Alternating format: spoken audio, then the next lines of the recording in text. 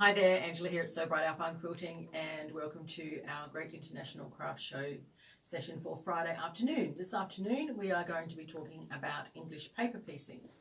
So English paper piecing is where you take a paper shape like a diamond or a hexagon or other shapes, and you wrap fabric around it and then you hand sew them together. You can't see it on my white top, can you? So there they are there. That's a couple of the shapes that we're going to be talking about today.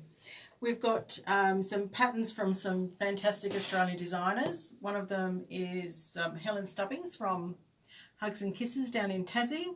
And we've got these patterns that are called In the Round. So that's like a hoop art design. So they're English paper pieced, and the beauty of these ones is that all the paper piecing shapes come already cut out for you on fusible paper similar to the polyfuse that we talked about this morning, whereby you leave the paper in and it will dissolve when you wash the product. So this is a great one for a first off project if you didn't want to do anything too big. If you really like them, there are 12 in the set. We keep pretty much all of them in stock, and we can kit up some fabric for you if you're interested. We'll just pop in some fat quarters and tell us what colours you're after, and there you can go from there. I'll put that one aside, put that one back in there. The other paper piecing patterns that we have are from Lilabelle Lane. So there's this cute little doily that is English paper pieced. And then we have this pincushion called Tenderness. So Tenderness is a pattern that Sharon has produced in many forms. So it comes in a mini quilt version, it comes in a larger quilt version, and now there is the pincushions. And we've also teamed that up with the pre-cut papers as well. So that's a little creative card, and the papers bargain at $10. The newest pattern that we've received from Sharon is the Grand Paddle Wheel. This is one that I'm going to have a go at during the year, and I thought I'd just share with you what you actually get in one of these packs. Beautifully packaged in these cardboard boxes. So you get the pattern with colour photos of all the blocks, great instructions, and then there's also a black and white layout that you can colour in yourself. And then you also get the shapes that you need that you can print on your scan and cut. So you can cut them out on your scan and cut if you're lucky enough to have one of those. Or you can get the kit. So this kit has all of the papers in it and all of the templates. So I'll just quickly show you some of those templates. Beautifully packaged in these Perspex templates. So you get squares and diamonds and these lovely triangles that are used. You've got all the papers in here, all individually packaged. You get squares and triangles. And you also get a fussy cutting viewer for that triangle shape. So that's that triangle shape there. If you've never seen a fussy cutting viewer before, we'll use that in conjunction with a fussy cutting mirror, which I'll show you. Let's pop those ones aside. So I think I'm going to use some of this gorgeous Anna Maria Horner fabric for the quilt. So I've got this echinacea pattern here, and there's this gorgeous large print, so we'll have to see how we can incorporate that in there. And then this print also is quite a large one, but I'm sure that there's elements of that we can incorporate into it as well. And there's lots of negative space on this one, which we can use for some of those smaller triangles. So some of these smaller triangles that go on the side, because if you have a look at the pattern, it's a combination of the triangles in the middle, and you've got squares around the outside with diamonds and alternating triangles in there as well. So for our centre pattern, we would take our fussy cutting viewer and pop it down on our fabric, get our fussy cutting mirror, which is a hinged double-sided mirror, and then we would take it for a walk on the fabric. So we would line it up on the edge of the fabric, and then that would, the picture that shows us what our fabric would look like, our block would look like if we cut it from that part of the fabric. So when you take your fabric for a walk, I'll come over here to this interesting one there. So how about that? It's pretty spectacular when you see it all like that. So this is how you can work out how to fussy cut the centres of your fabric, of your blocks. I'll just show you on the other one as well.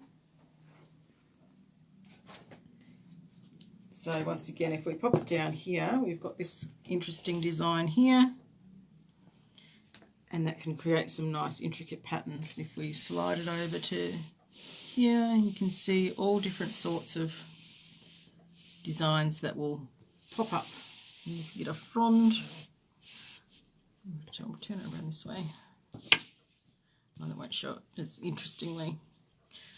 I'll turn the fabric around to see the end of the frond. So if we were to put the frond on there, so you could see what that one would look like as well.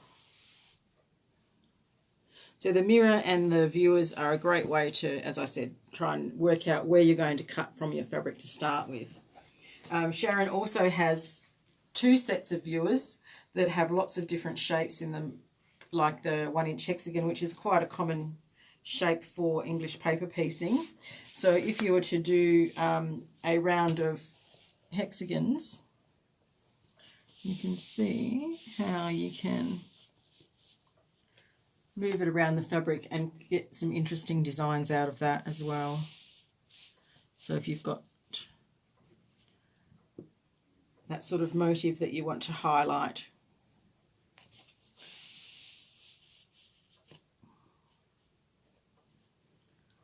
just another fun thing to do with your fabric. So then once you've decided where you're going to cut out from, you could take your viewer away. If you were using a template, so if I had a 1-inch hexagon template, like this one here from, this is part of the Marty Michelle set. So what I would do is I would come through with my water-soluble pencil, or in this case I've just got my Trio pencil here, and I could draw in the hexagon shape from the inside. Then I could take the viewer out and I could pop my template over the top, and I can either draw that line with my pencil and cut it out with scissors, or I can cut it carefully with my rotary cutter.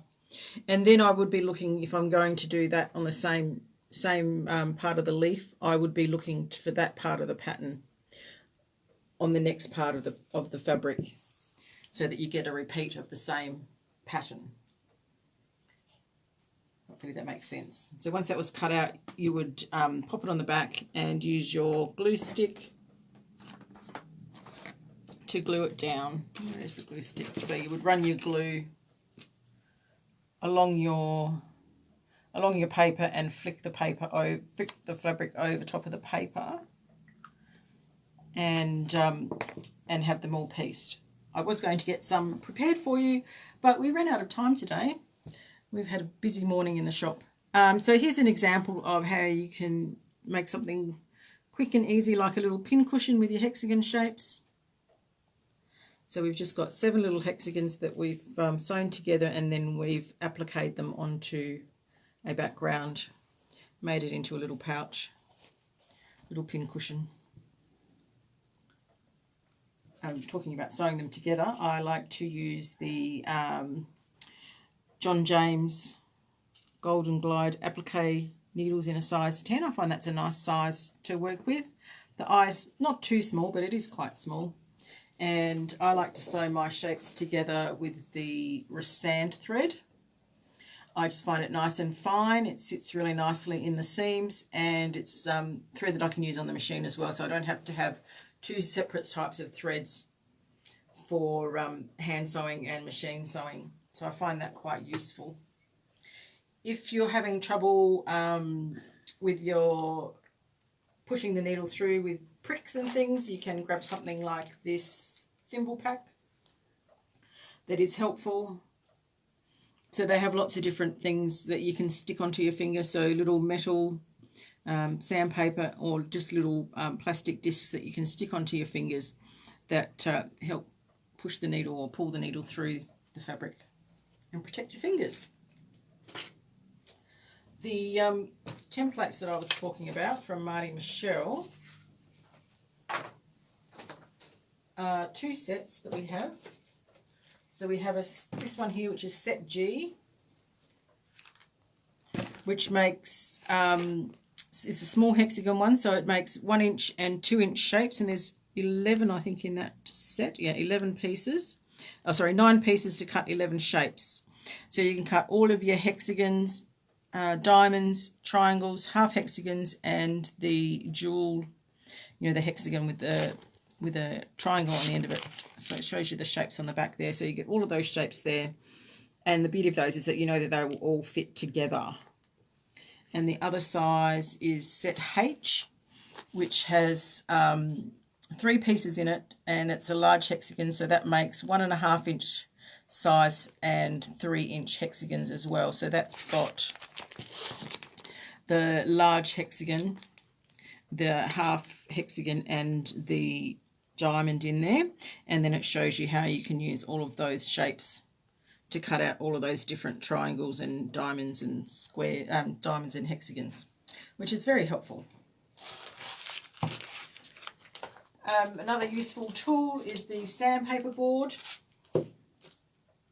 So this one's from Lilabelle Lane. So if you're cutting out or using it as a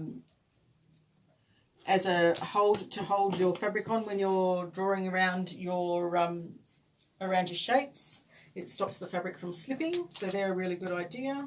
And you can use the other side as just a plain MDF, so you can use that for you know, on using with your glue stick, nice flat surface, you can sit that on your lap. So we really like those. Apart from that, so the other fabric that I'm going to try and use, see if these bundles from Anna Marie Horner, these are the fat quarter bundles that match the fabric that I showed you earlier. So the range was called Love Always, and the fat quarter bundles come in 2 colorways. So this one is called Love, which is some of the lighter colors, and this one is called Always. So this one has the darker colors in it. So I will probably use the two or three darker colors that I have on the bolt, and then coordinate them with the lighter colors from the range. And I might even pop in a few, you know, Tula Pink spots and stripes that I have as well, because they will probably work with it really nicely. If you've got any questions about what we've shown you, just type them in the comments and we'll get back to you after we finish off the live. Tomorrow morning we'll be back at 11 o'clock and we're going to talk about handbags and handbag patterns and different bag patterns that we have, and hardware, and what waddings are suitable for which bags. And in the afternoon, sorry, I just found my sheet. Not sure what we're doing in the afternoon, can't remember. I think we're talking about Jen Kingwell's templates, but I'll let you know in the morning when we do the morning one what it is in the afternoon. Thanks for watching. Catch you later. Bye bye.